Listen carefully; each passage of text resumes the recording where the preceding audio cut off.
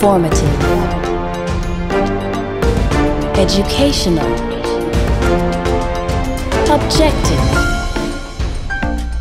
inclusive, comprehensive. This is Progress Report. Updates and conversations from the Government Information Service.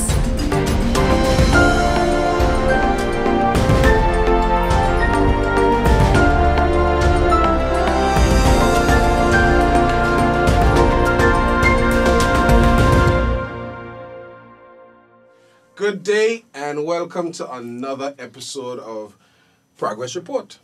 Updates and conversations from the Government Information Service. My name is Ivan Khanna, my lovely co-host Gleneva Hodge, and we have with us today the coach. Everybody gets a nickname. We have the Honorable Ministerial Assistant in the Ministry of Social Development and Education, Mr. Merrick Richardson, and I can call him coach because he was my coach. I might not look it now, but I was a basketball player at one point in time. I played with the Little Soldiers from North Hill. We competed on the ground here. I played football, a couple other things. Don't mean to brag, but I was one of the best goalkeepers Angola ever had. We'll get into what happened there. We are going to get into what happened there. We'll get into what happened there. But we're here to talk sports. We're here to talk youth. We're here to talk what's happening in the Ministry of Social Development with those things are concerned. So it's a pleasure to have you, the Honorable Ministerial Assistant in the Ministry of Social Development and Education, Mr. Sounds like Richardson. a lot. Sounds like a lot. It is a lot. Welcome to Progress Report, Gleneva. Yeah, welcome. And as usual, we watching the clock. Yeah. We're going to just jump right into it. Right. So welcome. Thank you for being here with us. Sports.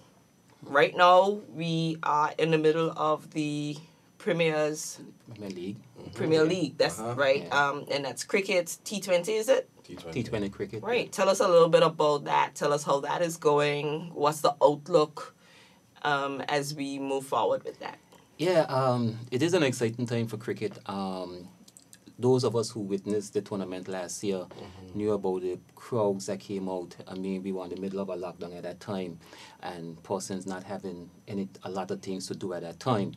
But more importantly, what it showed was that there's a great big love for cricket here on the island. Yes. I mean, the fans that were coming out, persons who coming out because there was a line. The persons who came out were actual cricket fans, you know. And I didn't get to go to the games this weekend, but I went to watch the Pointers versus Razor Massive, and Pointers beat them badly. You know, and we detect a hint of rubbing it in. Just so I can backtrack. Last year, I had the pleasure of giving opening remarks at the tournament, and I didn't claim a team. Purposely last year, I did not claim a team, but I've claimed a team this year, and Pointers is my team. And primarily because of one young man, Demari Prince, who top scored in that match, made about 3 or 4 brilliant saves in the field and run out. Nice. You know, but it was a well played match, and even on a Sunday evening, and it was Mother's Day. The crowds up there was amazing for a Sunday afternoon. And you can sit down I had the pleasure of sitting in the western stand with some of the older gentlemen. And you know, when you sit with these old heads who really know the game, you know, it was a lesson on the field and off the field. But that tournament is going great, and it serves well. I'm seeing some younger players this year coming back and getting their start, which is what you always want to make sure that you have, that next generation of players coming through. You know, when I was growing up, I remember I used to go down what we used to call a holiday between the Churchill and Long Ground. We used to play cricket in there. I remember there was win ball tournaments. Yeah. Whatever happened to those things? Yeah, you know, when persons start to work and they have to pay the bills, you get less and less persons putting in that extra time, because cricket is one of those games you need your whole day. That is true. I mean, no matter how you look at it, you need your whole day. That is true. That's the unfortunate thing about cricket, and I think persons working in the hotel industry had a big impact on those type of things. But the Premier League have really stepped up and have filled that void and tried to get cricket back. Last year there were 4 teams, and there's an additional team this year, so there's 5 teams in the tournament. And I've noticed that there are even players coming over from St. Martin. Yes, I was told that actually. Yeah, to play in the tournament. So the level is even higher than it was last year. So do you foresee this being something that, you know, can go to other islands? Oh yeah. This Premier League is going to be huge. I'll tell you a little story about the Premier League. I was in Antigua for the West Indies versus England Test match, and you know, you're meeting guys with, you know, they're from Anguilla, and all of them are telling me about, you know, they paid keen attention to this tournament, the Premier League last year, and if we're going to be having it this year and when it's going to be. So it's not only here in Anguilla, but it's watched, you know, throughout the world. And Charles was telling me recently that with his streaming service that he's partnering with the Premier League with, it's being played in Pakistan and other places. Yeah, there you go. So I was like, yeah, really? I was like, wow. So there's reach. There's reach. And reach. We're exposing our talents. Yeah. So that's a good thing. Yeah. And Anguilla has always contributed players to the Leeward Islands team. We've had 2.5 players on the West Indies cricket team, because I'm going to claim part of Casey's Carter's being a member of the West Indies team, because he played his cricket with Anguilla. He was selected through playing with Anguilla, not with St. Martin. So we can claim. I just about to say that I don't know any Carters from St. Martin. That's basically yeah, because I got a message from my friend, another Anguillan medical cricketer. I was like, what are you talking about? He's like, I said, oh, the guy from St. Martin. And I said, boy, Evan, you're wrong. You maybe should claim him for truth. And you know who his dad is? No, who? His dad is one of our most popular Calypsonians, Returner. Returner's his dad? Yeah. Oh, nice. So yeah, multiple times Calypso King. Yeah, he's Anguillan. Right. We leave it at that. He's Anguillan enough. Multiple times Calypso King here in Anguilla. He won a few times in St. Martin, but we're talking about Anguilla now. We're talking about Anguilla. So we're saying that we're seeing with this Premier League the coming up of young cricketers. Are there any other avenues that we are looking at facilitating so that we can get more than 2.5 cricketers onto the West Indies cricket team? At this point too, I need to congratulate our new cricket board. Recently there was elections.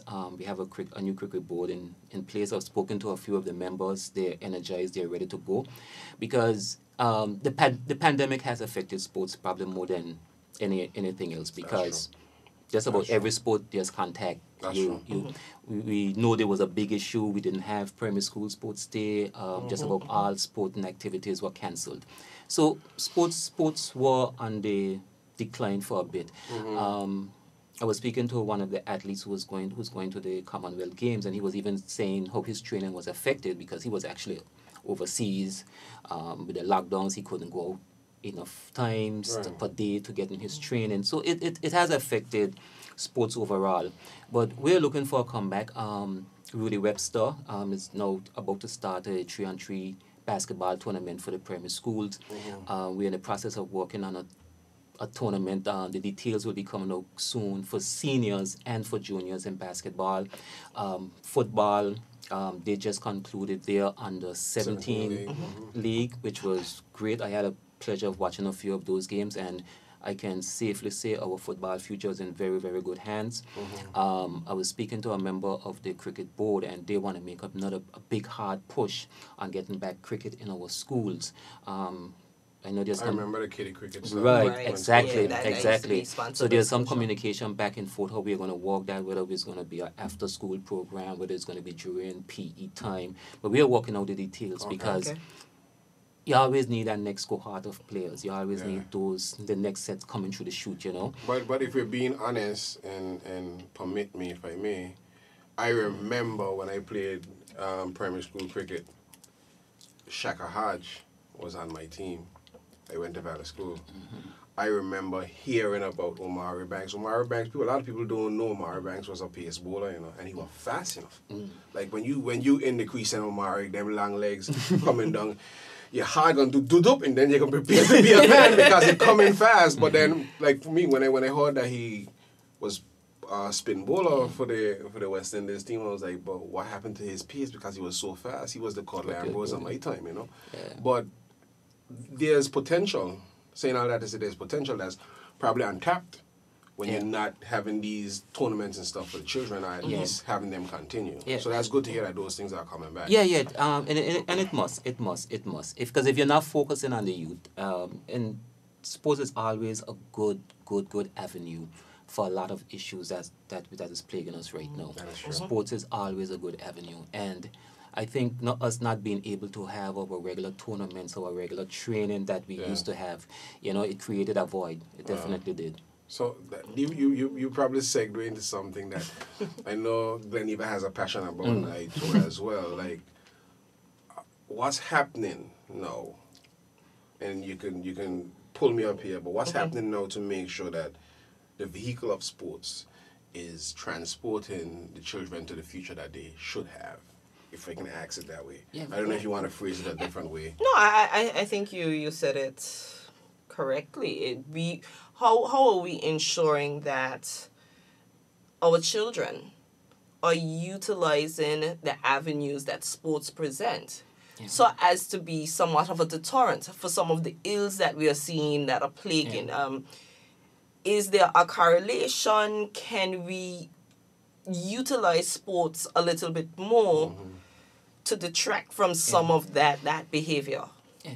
It's always it's a part. It's definitely a part that can be used because as a father of two boys, the stresses, the headaches of keeping them in line, keeping them focused, and the older one, he's a great football player, represented Anguilla at the national team. And now in the last couple of years, it's almost me pushing him to, you have to train. Right. The younger one, in my opinion, was a phenomenal basketball player coming through. I have trouble to get him on the court because at a certain age, they do get their own minds and they do want to construct their own path. Sometimes you could only provide a vehicle. But there are other times you have to find ways of getting them in the vehicle. And that's where our communities now come in. And that's, I know in speaking with Delano and even the former director of sports, one of the things we need to get back to is community sports. Because when everybody gather on the cricket pitch in the village, the basketball court in the village, you have the father figures in the community who can always help. But when you get away from the community sports, and I think that has happened a bit too much. We've gotten good in terms of competition, so you move more away from the village, having a team more into like an area because you want to have the best possible team. But when you do that, what you do remove is the community aspect. I know I'm more known for basketball, but I thought I was a great volleyball player. And that I actually represented Anguilla a number of times in volleyball. But Captain Charlie, who's now known for boat racing, he was my captain in volleyball. And that was That's interesting. Probably the best volleyball player I've ever seen too. But he was like our uncle dear in the gap, So when you're going out to a party and he's there and he sees you, he pulls you up because he wasn't just your volleyball captain, he's also that big brother, that uncle.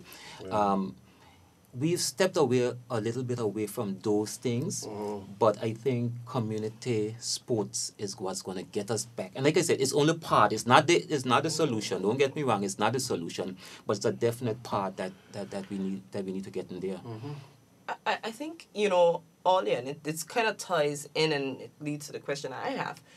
Ivan mentioned it earlier when he was younger, there were the win ball tournaments, and you kind of spoke a little bit about how much time it takes from persons. How do you envision us being able to regain that sense of community volunteerism? Is it something that is taught? Is it something that is lost? Is it something that we now have to incentivize? We might have to a bit. We might have to a bit. As a matter of fact, the sports department, they do give a stipend for persons who coach in the communities. It might be just enough to buy water, maybe replace a ball, because you recognize that you need to do something to help.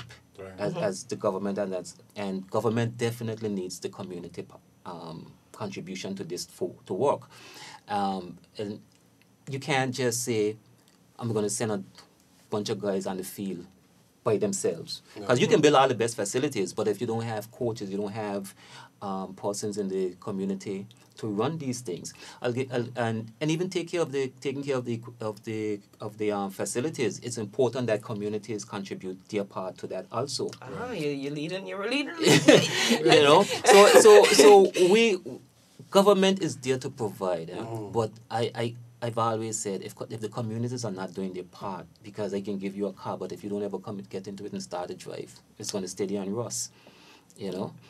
So I think you've preempted my next question, because I was going to jump into you speaking about the facilities and the facilities that are there, and it would be remiss of me to not express, because this is some of the things that we try to get within these conversations, to hear from persons in the community what's going on within their communities, what they like to hear and get some updates on.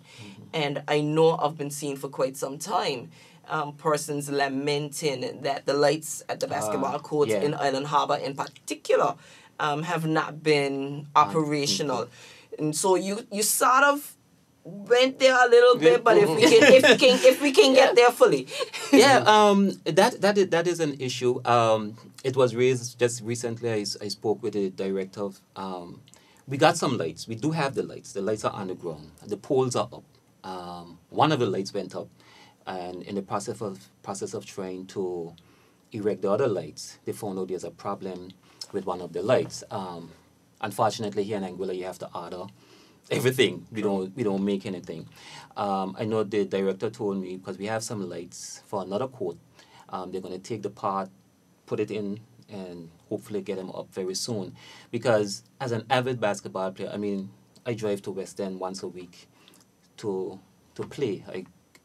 That's a far drive for me. But I go because the competition is a little better for my age group. I'm so I'm considering it.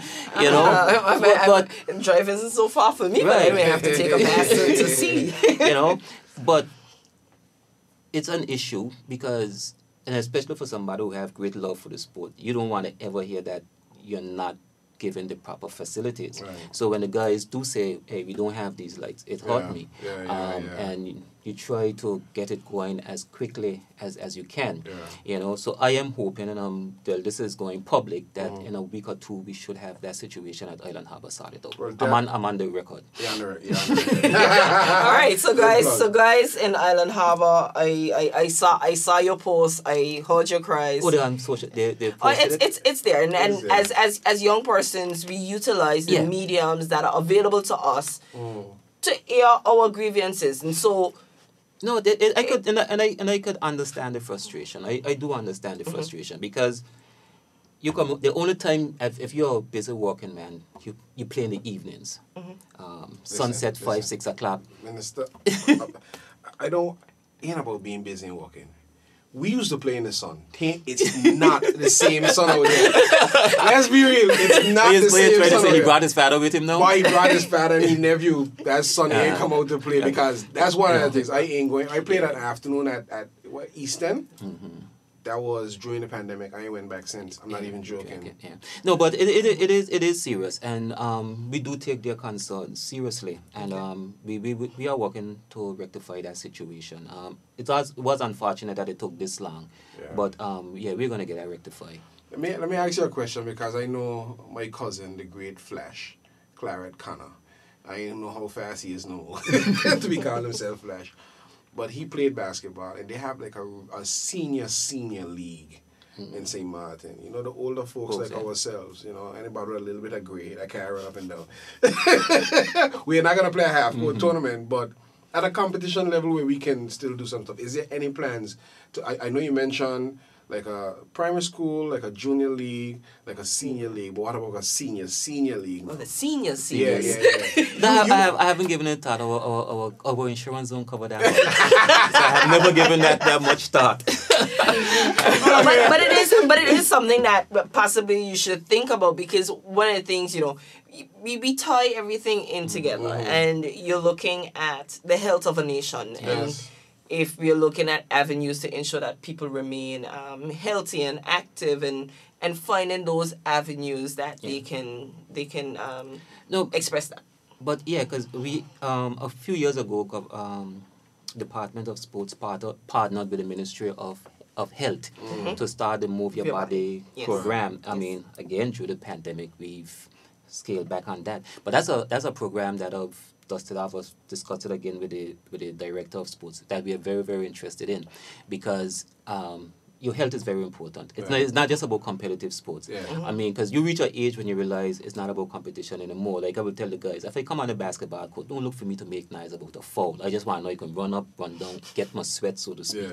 Yeah. But everybody's not going to go on the basketball court. We need to make sure that we got safe spaces that persons can walk safely. Yes. Make the motorists aware that, hey, you can't be speeding through. I know the Cyclists, department, cyclists especially, I mean, there was a massive accident in Antigua a few weeks ago where 4 cyclists were actually struck off their bike. You would be, as somebody who is to tamper with cycling, you're scared when persons are driving so fast on the road. The Department of Sports did a great job. They erected some signs throughout the island just to make motorists aware that these are areas, be careful. There's persons walking, there's persons cycling. We need to get persons educated on our eating habits. Yesterday was World Hypertension Day, and we know we need to get moving. We need to move our bodies more. I sit down at my desk sometimes, and the most I do is push back for 4 or 5 hours non-stop. Yeah, then I walk out my door to my vehicle, drive in my yard, take 6 steps, go to my house. Yeah. That's it for the day. But in the morning, I see you walking like a power walker, though. So. Yeah, because I realize for the rest of the day I'm going to be sitting, so I need to keep my body moving, Yeah. And that's something I would love to get through the whole island, that no matter how old we are, no matter what shape we think we're in, just let's get moving. Just let's get moving. So this is how those ideas has come to me. Like I'm a weird thinker. What if through the Department of Sports we start a challenge?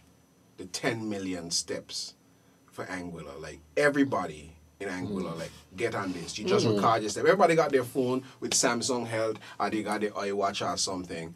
Everybody just sign up, and Anguilla says, we are pushing for a health initiative. We're going to get in 10 million steps in 3 months. Mr. Khan, I like that, man. I like that.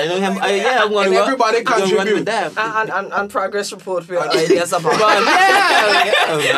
I just have to change the name to the idea report. we do a little bit of it on. Just a touch. But I think that would be cool. Yeah. That brings everybody in. It's a challenge that everybody can jump in. And even on the children, they contributing to this. Yeah. Let's get a really, really big number. Let's make this thing almost Guinness Book record type stuff. No, even the children would contribute, because my 9-year-old daughter, she got a Fitbit for and she would love to come home and report, Daddy, I get 10,000 steps today. Yeah, that would be cool. So if we so that's why I'm liking the idea. So right. So we exclusively. So we can take that discussion offline, and we can look at developing, and you guys can look at developing that further. I want to go back a little bit. We spoke about this huge Premier League that's happening. Our love for cricket as an island. A few weeks ago, I saw a post that there is the opportunity for Anguilla to get its own track and field stadium, the field itself. Right. But it came at a cost. At a hefty cost, and I know, and I don't want to preempt, because I know that there's a consultation that is due to happen sometime soon. What are your thoughts on us? Because when I heard it, I said, it goes to show the generational divide as well. When I heard it, I go, this is excellent. Do you know how many more Zanels we can have, how many more chiropractors we can have? And then somebody comes in and says, do you know how many more Marbanks we can lose? Right, because Landville Harrigans we're going to lose, and Ron Rogers we're going to lose. Yeah, because that was the conversation that I had, and I said, if we had these proper facilities, how much further along we could be. And the person said to me, you're going to take away the history of the James or Webster Park? So it is, when I thought it was, when I thought it was a no-brainer. I didn't realize how much weight it carried on both sides. Yeah, it is. It is. Well, like you said, there's an opportunity. I mean, since I was in school back in then, I like that we don't call it a year. we've been speaking about getting a proper track for our athletes. I know Trevor Ras Bucket Davis. I mean, there's never a time that I meet him, and I'm not talking now, I'm talking 10, 15 years ago, that he hasn't been, when are we going to get a track? We need to get a track, you know, and I don't think he holds any other conversations with me other than getting a track. It's true. And so we do recognize that it's needed, because sometimes I know the minister, just before our athletes went to Carifta, she had to be pulling strings for some of our athletes to get to St. Martin, just to get a chance to run on a a proper track, so they can climatize themselves before they go to Carifta Games. So you're obviously walking with a disadvantage there. I love track and field. Cricket, I understand the history of what has happened at the James Ronald Webster Park. I was there to witness when Lanville Harrigan opened the baton for the Leewards Island in I think it was called the Shield Cup back then. This was about 1991. You know, how old were you then? You know, before my time. Right. So you know, we've over the years, from Eustace Proctor down, have contributed cricketers to the Leeward Islands cricket. For generations. We have, I mean, the list is long. The Adams boys, Omar, Shaka. You come right down now to Hamilton. You know, we have a long history of producing cricketers, all produced there at the Webster Park. No, you don't want to destroy cricket. You don't want to destroy cricket. And this is, every time I have the conversation, I'm saying, look, we are not trying to kill cricket. I mean, we want to see cricket grow. But I also bring persons, like I said earlier, I was in Antigua for the test match, and probably one of the most famous grounds in the world is the Antigua Recreational Ground. Fastest test 100 ever made by Sir Viv Richards was made at that ground. Lara, when he broke the test, was made at that ground. But the cricket match was not held at that ground. It was at a whole new facility, you know. But so if we can get a chance, this is all I'm saying. We are not going. We don't want a fight. We don't want a battle. But if we can all sit around the table and discuss, because right now the consultations have been pushed back. The minister is now renegotiating, because one of the things that World Athletics was saying to us, if you're going to get a track, we need to put it where an existing track is. That was the stipulation, because before that, me and the minister were through the bush. We were we were looking at different places to see where we can have enough land space to put this track. But World Athletics said one of their conditions is it have to be in an area where a track is already. Now the argument is that, from some persons, is that the Ronald Webster Park is not a track. But it's a track. There's where all our track meets have been held. When we invite persons from overseas, I know the gentleman who used to have the Starters Invitational, which was a very, very, very good track I would like meet. to actually see that come back. Me too. You know, again, something that the pandemic has affected. When he had a meet inviting athletes from as far as the US at one point in time, they ran there. So that's our recognized track. Okay. So the minister we've taken the consultation back, because she's now gone and trying to renegotiate with World Athletics. That this is our situation. This is where we're at. But can we? But we are not the only nation begging for a track. You know. So we can. So we can't play around with it too much. You know. So let me ask you a question. Not to be anything. Not to be the devil's advocate. But if I have the opportunity, because you're not just going to displace cricket, I'm being a devil's advocate here. You're just not going to pull it up and don't give them something. And we got an opportunity to develop something that's modern, with where the T20 cricket is going now in Anguilla, and where we want to be. Proper batting facilities, proper facilities, stadiums and everything, because cricket can be an economic driver as well. Ask Antigua when Stanford was there, the money that cricket was pumping into. Ask with the CPL. Exactly. So why can we play CPL at James Ronald Webster Park? Not as it presently stands. And with international standards now, the boundaries need to be certain distance from the stands. Yeah. So even if we do we'll have to do a lot of displacement at the James Ronald Webster Being Park. going the road. for And I'm still being the devil's advocate. yeah, exactly. But the conversation is how can we get both done? Okay. Yeah. The conversation, and I keep saying this to all the cricketing fans, we are not looking to displace cricket. We are just trying to see how can we get a good situation done. You know, it's not about trying to hold back track, trying to destroy. It's trying to how can we get the best of both worlds in this situation. And I think what was going to happen is, if I'm not mistaken, and you can correct me, I think there's going to be a meeting, there's conversation that has started to happen. There'll be the consultation. But Ivan, I don't want to call my full name because I called my full name earlier this week. So what I want to see is track and field have its space and cricket have its space. And that's our dream. Okay. And this dream, because, we can dream a dream, have we identified possible locations for moving cricket to, if that is the route that we go?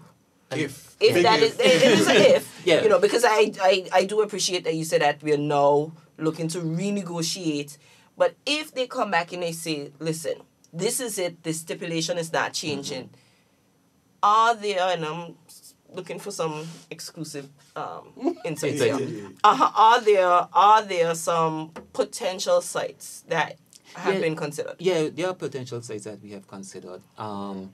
Some of it is government-owned land, but those sites, some of the just next to Church of God Holiness, Hope Hill, just down from there, is government-owned land. The problem with that land, though, there's a big drop-off.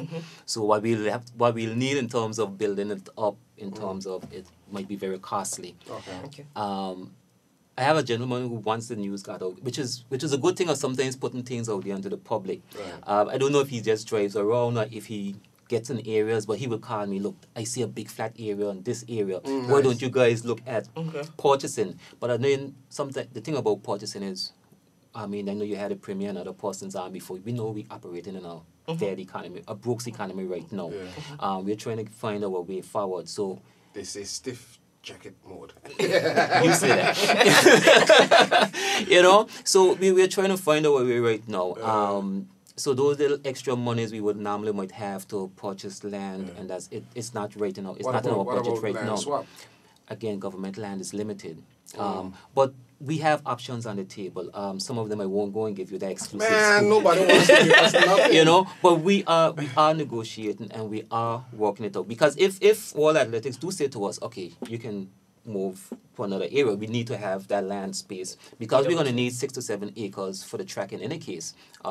Just about the same area land mass for the. Do we have 6 to 7 acres at the James Ronald Webster Park? Stands and stuff included? Just so it. Yeah, because there's a lot of space even going over to the parking lot and east and stuff like that, Just checking. Yeah. I don't know the average land. Because we've had the guys at Lands and Subways superimpose the track and so we know where it can fit in that sort of thing. So I would make a strong recommendation. Do not let anybody see that little superimposed image before. Lest they say you're done gone to put the track down. No, we've done the superimposed for both the track and the cricket pitch. So we have both. We have both. So it's not just one. We're not being biased here. Thank you very much. We're looking for the best solution. I'm happy that we got that out exclusively. Right. So shifting a little bit, we've spoken about a number of sporting areas. One of the things, and we're speaking about economic drivers and where we can gain some money, and sometimes you have to spend a little to get some. Remiss of me to not bring up the drag racing, car racing track. I actually forgot about that one. I could not let him leave here without getting some insight. I have heard about a drag racing site. I have known about it in different capacities. I know that at one point there was some land that was set aside. You're Fast and Furious? Always. But I know that there was some lands that was set aside for that purpose.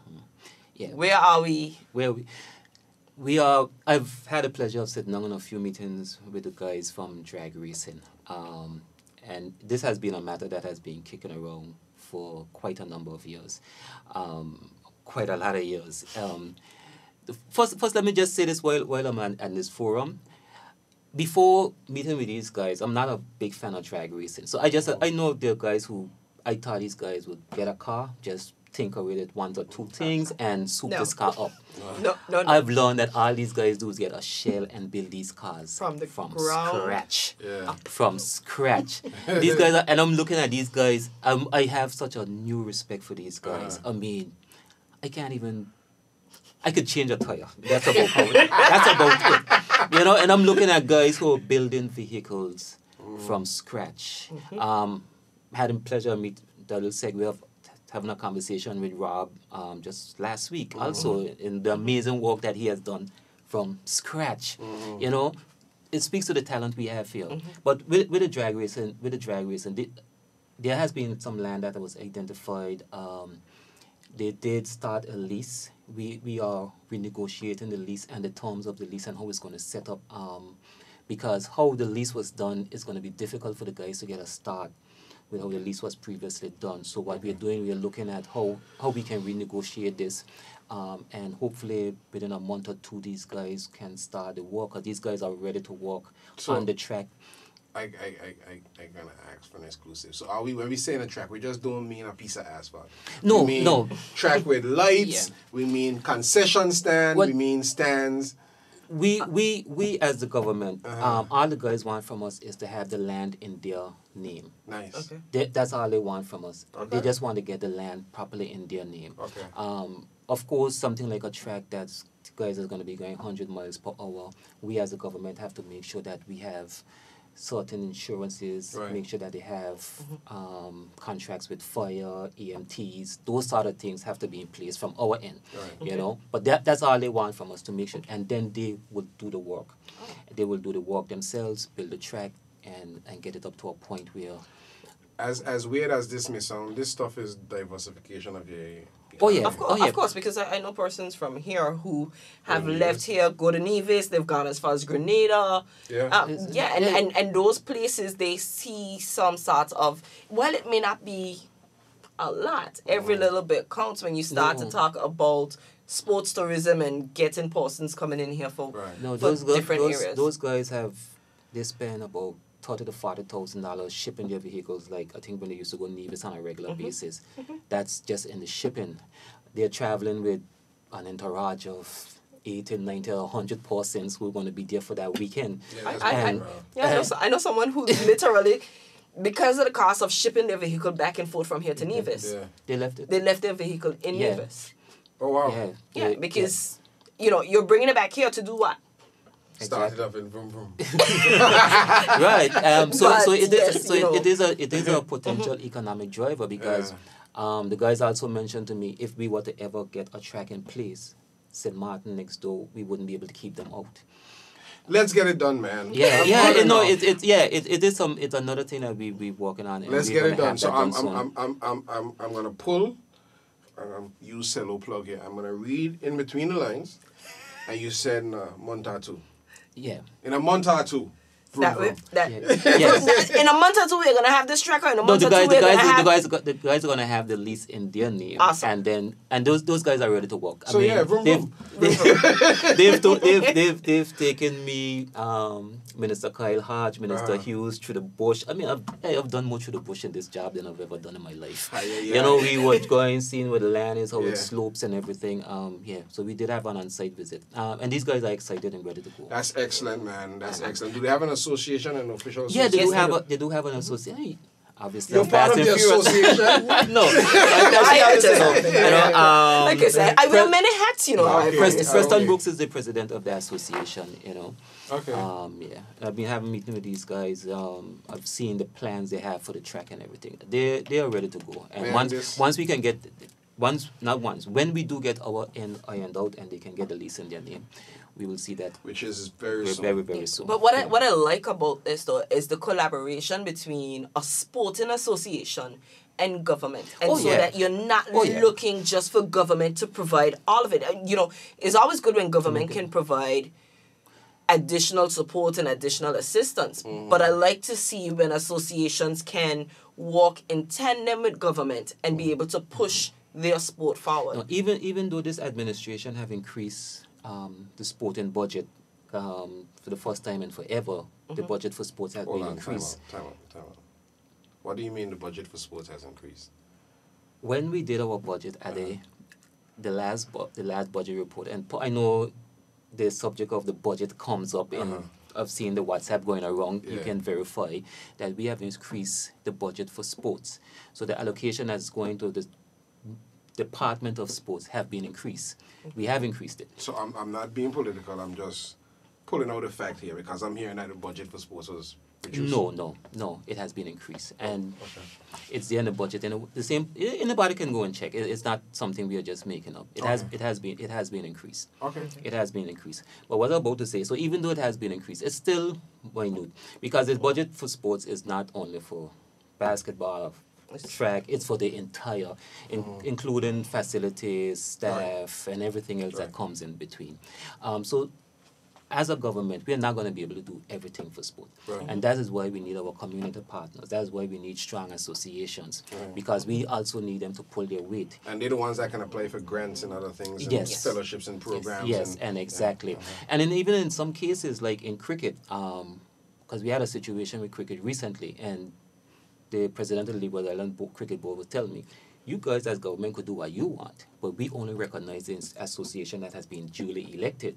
So even in terms of that, they do world governing bodies, they're not going to communicate with governments, they communicate with the associations. Separation of powers. Exactly. Perfect. So that's why we need, like I said, good strong community partners, good strong associations in place for all of us to go forward. We as government definitely need to do our part. We're not going to get away from that. We definitely need to do our part and keep doing our part. But we also need our partners to come along with us. And even in some cases, drag us along. You know, because sometimes you do lag. We are human. Sometimes you do lag, and sometimes we do need because sometimes the community partners are even further ahead of us, are more. Totally understand. Yeah, and sometimes they need to drag us along, and we are excited for the ride. You don't go kicking and screaming. No, we are along for the ride. Excited for the ride. You know, Ivan, I thought today we may have actually hit our target beyond time. But sports is huge. There's no getting around the fact that there's so many areas that we can touch on once we start getting into sports. One area that I know we haven't spoken about, just as we wrap up, a huge shout out to Hassani Hennis and all the work that he's been doing out there. Excellent work, you know. I happen to have a number of colleagues and persons that I know in Belize, and I saw all of these newspaper articles and comments coming from all of these persons about this person that came from Anguilla, and I'm like, see, now you know more than one person from Anguilla. And that is a way of being able to put Anguilla on the map and the way that persons learn about our country. And so Now that you mention him, I'll say something here while we have this audience. Hassani needs our support more than just our claps and our praise and our shares. To be out there, cycling takes money. He needs sponsorship. He needs support on a number of levels. Government can't do everything. The association, the cycling association, can't do everything. So this is a sure shot at supporting a winner. Let's try to find a way to give him some support because he goes out there, he wears Anguilla on his chest every time, and he sweats it out every single time, and we should be proud of him along with other cyclists as well. I see Delray coming up and other people. I have a bike, I'm going to get on it one of these days. Not on the road though. But that's something that we need to look into. You know, I read an article one time a few years back, so how I remember the article might not be the same, but I think it was that every country produces one world-class athlete for every 20 or 30,000 persons, something like that. So technically, Anguilla shouldn't have a world-class athlete. Per capita. Right. But we have Shara on the world stage. We have Zanel on the world stage, top of the top. We have Hassani, who's knocking on that door. You know, we have Jamar, who has made it, Omar, who has made it before him. Now Jamar. part of the West Indies. We did say that we're going to claim half of Mr. Carty. Mr. Carty. Yeah. Carty ain't from St. Martin. We're not getting into international relations, Ivan. we just had our athletes went off to the Carifta Games. Shout out to the athletes that went off to the Carifta Games. And we have some going off to and we Commonwealth. have some going off to Commonwealth. Yeah. You know, those who went to Carifta, I mean, after not competing at that level for so much a year, I mean, when you watch, they represented well. And I mean, persons might be like, oh, are you going to bring home the medals? Oh, they don't have to bring home the medals. But exactly, because when you're competing at that level, you're talking the best of the best. Yeah. And even in some age groups, you realize that our athletes were even younger than some of those. Yes, totally. You know, so there's a foundation, and now that we are back, we are coming out of this pandemic. I mean, and shout out to the coaches who have been putting in that work. I mean, I'll drive by the park and it'll be getting dark, and these guys will be down there still Those are putting the in the unsung time. heroes, you're right. Yeah, and the coaches have been phenomenal, you know.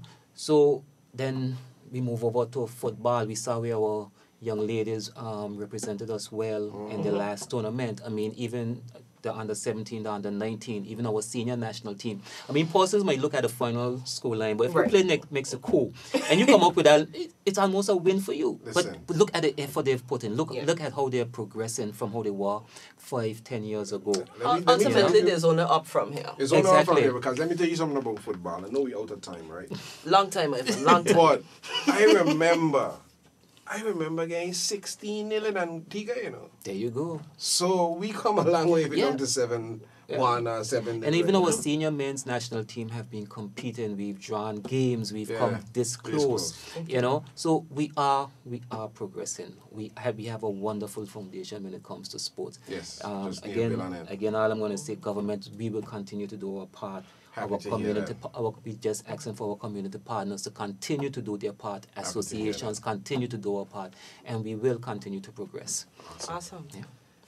Yeah. This has been another riveting and exciting information-filled update from Progress Report. Thank you so much, Ministerial Assistant Mr. Merrick Richardson, for joining us here. Thank you for tuning in. Ivan, anything you want to say as we go out? Everybody that comes here promises to come back, so I'll be back. Enough said. I have to come back to give an update. I'll be back. All right. Next time, bring the guys from the track. That's a good idea. They drag the strip. Yeah, bring them. Yeah. I would want to know a little bit more about that. Since my colleague and co-host here she seems to know tell me everything. that she knows everything about car drag racing. But it's been good. Thank you for tuning in. This has been Progress Report, updates and conversations from the Government Information Service.